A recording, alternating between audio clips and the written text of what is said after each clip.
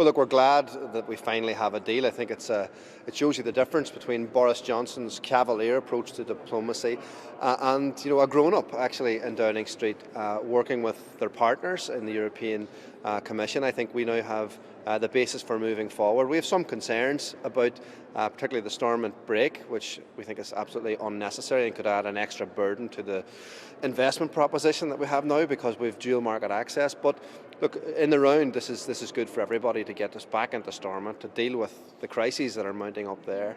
The reality is, over all this time, during all the politicking, our health service waiting lists have got longer and our health service is now at the point of collapse. So it's time now for the DUP to get back to work. On that issue, on the break, which you say you have concerns about, your concern is that basically, say, unionists could trigger it, there's no cross-community need for sort of consensus, one side could trigger it, and that is potentially a cause of instability.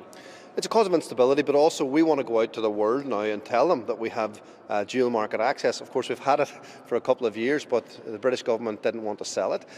We now want to sell it for investment, to create jobs in areas that we need it so badly in, but we don't need to add any extra burden to that proposition. But look, I think we can get around all these issues. We want to speak to the Prime Minister about how all of this will work, and we will. But the reality is, what needs to happen now is that the leadership of the DUP need to realise the negotiation's over, now's the time to lead and now's the time to govern again.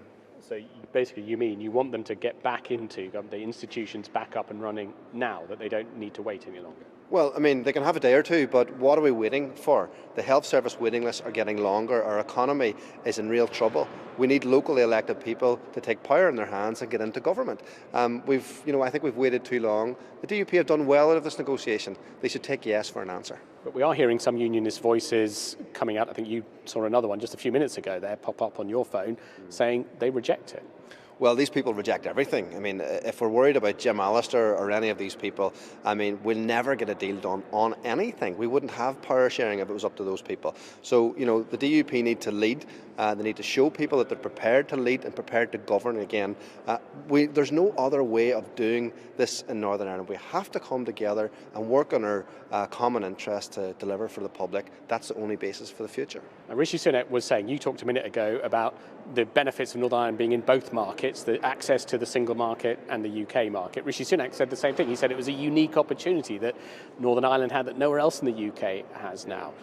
Do you think that in this frees up enough? There are still some checks, there's still some paperwork, there's still some formalities people will have to go through. It's not totally free. Yeah, well, there's always been checks, and of course this is all as a result of Brexit. We didn't have these checks before because we didn't need them.